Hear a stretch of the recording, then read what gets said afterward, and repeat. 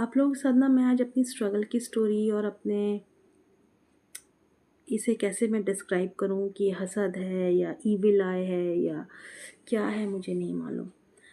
But कहते हैं ना, हसद सबसे पहले रिश्ते को खाता है, बुरी नज़र रिश्ते को खाती है, वो एक्चुअली में खाती है। जब तक हमें खुद पे नहीं गुजरता तो हमें इस चीज़ का एहसास नहीं होता। तो मैंने बहुत लेट ही सही बट इस चीज़ को एहसास किया। कुछ साल पहले तक हमारी लाइफ बहुत सेट जा रही थी, बहुत ही अच्छे मतलब हम फिनेंशियली भी बहुत अच्छे थे। हम बहुत अच्छा ग्रो कर रहे थे, करियर वाइज भी, हर हर हर हर लिहाज से हमारा किसी के साथ ना फड्डा भी नहीं था, लड़ाई झगड़ा वैसा कुछ नहीं। हम सबसे बड़े प्यार मोहब्बत से मिला करते थे। एकाएक आहिस्ता आहिस्ता होते होते ऐसा हुआ कि हमारा ग्राफ पूरा नीचे जाना शुरू हुआ। नीचे में ऐसा गया कि शौहर बीवी में सबसे पहले मैंने देखा कि मैं अभी जब हदीसें सुनती हूँ तो मुझे सब समझ में आता है कि सबसे पहले हसद, बुरी नज़र रिश्ते को खाती है। वो एक्चुअली में रिश्ते को खाई, ऐसे खाई कि रिश्ते को खोखला ही कर देती है, और कर भी दिया उसने। कहते हैं ना, मतलब मुझे बहुत जनों ने कहा था कि सब कुछ होगा बट इन दोनों के बीच में ना कुछ नहीं हो सकता, इन लोग दोनों ऐसे एक दूसरे के साथ जुड़े हुए हैं। तो मेरे को भी बड़ा अच्छा लगता था तब सुनने में, अच्छा ऐसा है, सबको ऐसा फील होता है। तो अब वो कब खोखला बनता गया ना, वो कब नासूर बन गया मेरी ज़िंदगी में, मुझे खुद नहीं पता। तो बेसिकली हम फिनेंशियली भी एकदम ड्रॉप हुए, पूरा ड्रॉप हो गए। होते होते होते एक मेजर एक्सीडेंट लाइफ में आया जो हमें पूरा नस्तो नाबूद कर दिया। हमारा जो भी था, हमारा सब कुछ ख़त्म हो गया। और आपको पता है, जब बाहर किसी कंट्री में आप रहते हो और आप एक एक्सीडेंट, आपके थ्रू से एक एक्सीडेंट हो जाए तो आपको उसकी जुर्माना किस लेवल की भरनी पड़ती है। तो हमने हमने उसको अदा करते करते हमारी, कहते हैं ना, हमारी ऑलमोस्ट इतने साल तक हम अभी तक ना पूरा डेड चल रहे। तो हम पैसों की भी बहुत मार होती है सच में यार। ये स्ट्रगल जो मेरी है ना, मतलब स्पेशली मुझे सारा चीज़ नुकसान हुआ, मुझे उस चीज़ का फ़र्क नहीं पड़ा, लेकिन रिश्ते में ना, एक हस्बैंड और एक वाइफ़ के बीच में जो दूरियां आती है ना, बहुत बुरी तरीके से आती है। बहुत बुरा वाला दूरियां आता है कि एक हस्बैंड वाइफ़ को नहीं देख पाता है, एक वाइफ़ अपने हस्बैंड को देख नहीं पाती। दोनों के अंदर इतना मतलब नफ़रत आने लगता है ना, बिना कोई रीज़न के। मैंने नहीं जाना कि किस रीज़न से हम दोनों के बीच में इतना नफ़रत आया, क्या हुआ, कुछ नहीं समझ में आया। फिर होते होते ना, जब मेरे को जब पता चला कि मेरे हस्बैंड बहके बातें करना शुरू कर दिए, तुम मेरी ज़िंदगी से चली जाओ, मतलब मैं तुम लोग को अच्छे से नहीं रख पाऊँगा, तुम अब यहाँ से निकल जाओ, चली जाओ, कहीं ये कर लो, कहीं वो कर लो। फिर कभी कभार कहते हैं ना, बीच रास्ते में जाके खड़े हो जाते थे कि अम, उस टाइप की चीज़ें। तो अचानक से गाड़ी आएगी तो खड़े हो जाएंगे, मतलब जैसे आप, पता नहीं, अपने आप को उनको कोई कहता था कि तुम अपने आप को ख़त्म कर दो। उस तरह की बातें चली गई थी। एक मतलब वो, पर मेरे को समझ में नहीं आ रहा था कि ये सब हो क्या रहा है, मुझे कुछ नहीं समझ में आया था। फिर लकीली मेरे हस्बैंड के एक फ्रेंड हैं जिनके फादर एक काफ़ी पहुँचे हुए हस्ती थे, मतलब काफ़ी दीनी नॉलेज रखते थे। तो एक बार मेरे हस्बैंड जब उनके घर गए तो उन्होंने खुद उनके फ्रेंड को कहा, मेरे हस्बैंड के फ्रेंड को कहा, मतलब तुम अपने दोस्त जो हैं तुम्हारे, तुम एक बार उनको ये फ़लाँ फ़लाँ जगह है वहाँ लेकर जाओ। तो उन्होंने कुछ तो देखा था मेरे हस्बैंड के अंदर, जो उन्होंने खुद ही कहा कि इनको लेके जाओ, ये इनको रूहानी इलाज की ज़रूरत है।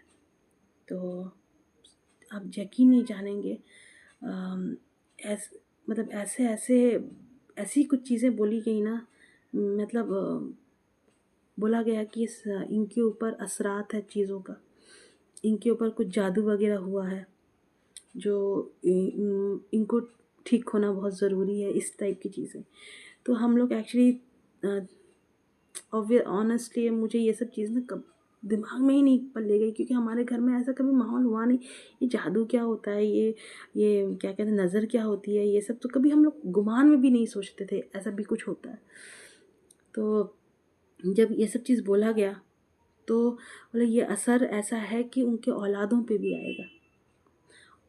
ऑनेस्टली मैंने मेरे बेटे पे भी देखा वो सब चीज़ों का असरात, कि मैंने जितना ट्रीटमेंट करना है मैंने कर दिया।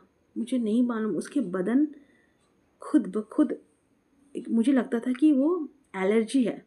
उसके बॉडी सर के बाल से लेके, स्कैल्प से लेके टो तक फैल जाता था। मतलब बहुत बुरी तरीके से फैलता था। आई डिडंट नो, मुझे लगा स्किन डिजीज़ है, कुछ स्किन में हुआ होगा, कुछ उल्टा सीधा एलर्जी वाला खाना खाया होगा। एक बार देखा, 2 बार देखा, मतलब इतना खर्च किया मैंने महीने का 5-5 हज़ार का सिर्फ वो स्किन की दवाइयाँ देती थी डॉक्टर्स, मैं वो खिलाती थी। मैं कई महीने तक करी और उसके बाद मेरा हद नहीं हुआ। तो ये सब होते-होते जब मेरे हस्बैंड की भी ये सारी चीज़ें बीच-बीच में होने लगी, उनका भी मतलब जब उनका रूहानी इलाज का पता चला, तब उन्होंने, मेरे हस्बैंड भी, वो जो आमिल साहब थे उनसे पूछे कि ऐसा-ऐसा मेरे बेटे को हो रहा है। तो उन्होंने तभी बोल दिया था कि मैंने आपको कहा था ना कि ये इसकी असरात आपके औलादों पे भी होगी। तो मेरे अल्लाह का मतलब, फिर उन्होंने कुछ पानी दिए, बस वो कुछ नहीं किया, बस उन्होंने मुझे कुछ आयतें बोली पढ़ने के लिए और कुछ पानी दिए दम करके, बोले अपने बेटे को भी पिलाओ, खुद भी पियो, और जितना हो सके अम, हर वो रिश्ते से जिन पे तुम्हें शक है दूर रहो। उन्होंने ख़ास तौर से ताकीद भी किया था दूर रहने का। तो ये सारी चीज़ें हुई मेरी ज़िंदगी में। लाइक उसके बाद मैंने बहुत वज़ीफ़े, मतलब मेरे ना मैं ऐसे दौर पे थी ना, मैं किसी को कुछ बोल पाऊँ ना मैं कुछ कर पाऊँ। ये क्या हो रहा है मेरे साथ, मुझे खुद नहीं समझ में आ रहा है। मैं तो मुझे ऐसा लग रहा है था कि मेरा रिश्ता टूट रहा है, बट एक्चुअली में ये वो चीज़ नहीं होती है। हम पता नहीं कैसे-कैसे बहकी-बहकी बातें करते हैं। मुझे खुद ही ऐसा हो गया था कि मुझे मेरे हस्बैंड के साथ जीना ही नहीं है, रहना ही नहीं है। मुझे इस इंसान का साथ ही नहीं चाहिए। एक एक कमरे में भी रह के हम एक-दूसरे को देखते नहीं थे महीना-महीना, मतलब देखना ही नहीं है बस। क्यों हो तुम, किस लिए हो, मुझे खुद को भी नहीं पता। तो उसका प्रेज़ेंस भी मेरे को खलता था, बहुत ज़्यादा खलता था। तो बस अल्लाह का करम पे फिर मुझे जब कुछ चीज़ें पता चली, फिर मैंने खुद अपने लेवल पे रिसर्च किया, काफ़ी सारे हदीसें सुनी, काफ़ी सारे, पता नहीं मेरे दिल में अचानक अल्लाह ताला का करम आया। खुद ब खुद किसी ने, कहते हैं ना, अल्लाह मेरे को कुछ चीज़ें डालता है कि तुम, बहुत सारी चीज़ों से मैं गुज़री, मुझे खुद ब खुद कुछ-कुछ लोग बोलना शुरू करे कि ऐसा करने से ऐसा होता है। मुझे तब एहसास हुआ, क्या ये कुछ असरात है? जब मैं एक मिनट भी अपने हस्बैंड को छोड़ के नहीं रहने वाली, आज मैं उसके साथ जीना नहीं चाहती हूँ। मतलब कुछ तो गड़बड़ है, जो होना नहीं चाहिए। तो मैंने फिर बहुत सारी दुआएँ की, तहज्जुद पढ़ा मैंने, उसके बाद रातों रात इबादत किया, बहुत इबादत किया कि अल्लाह मेरा सब कुछ पहले जैसा कर दे, क्योंकि मैं कहाँ जाऊँगी, कैसे रहूँगी, किसको क्या बोलूँगी, मुझे नहीं पता, और इस चीज़ का मैं क्या किसको रीज़न दूँ, मुझे नहीं पता। इतना दिल में बेचैनी, इतनी बेचैनी, आप यकीन नहीं जानोगे। मेरे साथ, मेरे बॉडी के साथ कुछ ऐसा होने लगा एकाएक। मुझे याद है कि मैं अपने आप सूखना शुरू हो गई, मतलब वेट लॉस, खुद ब खुद वेट लॉस।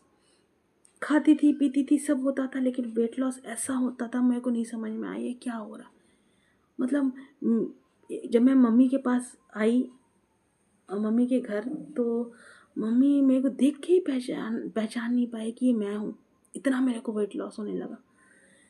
फिर मैं तब तक अल्हम्दुलिल्लाह मेरे बहुत सारे मैंने वज़ीफ़े किए, मैंने बहुत सारे आयतें, मतलब जो मुझे बताया गया था मैंने इंटरनेट में भी देखा, और मेरी नंदों ने मेरे को कुछ प्रोवाइड किया था, कि मुझे एग्ज़ैक्टली याद नहीं है क्योंकि काफ़ी साल पुरानी बात है ये।